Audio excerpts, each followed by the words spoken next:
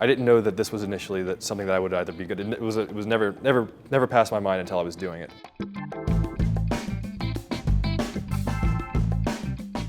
My introduction to the program was not the most traditional one.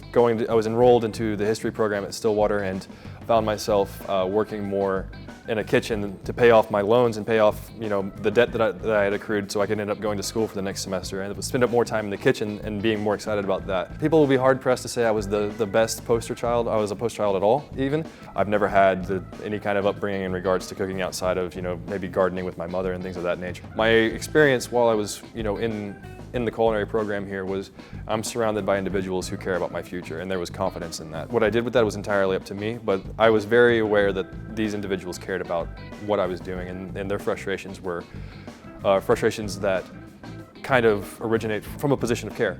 And so, I spent my 2 years here getting close with them, being a sponge, absorbing all of this knowledge, and I took it seriously. By the end of it all, it was a very serious thing that we had done. I was the first one in my family to have graduated with any kind of, degree. What it ended up opening up into was me working in some of the best restaurants in the world. I worked in a Michelin 2-star in Dublin as a result of this. I worked at a Michelin 1-star in New York. I would bounce between Nomad and 11 Masson Park, which was at the time the #1 restaurant in the world, or in at least the United States. I want to create a community in the kitchen wherever they may be, as long as I'm in there. I want to be the person who helps usher in a new culture and be a divisive factor against any kind of toxicity or any of the old school style communication types.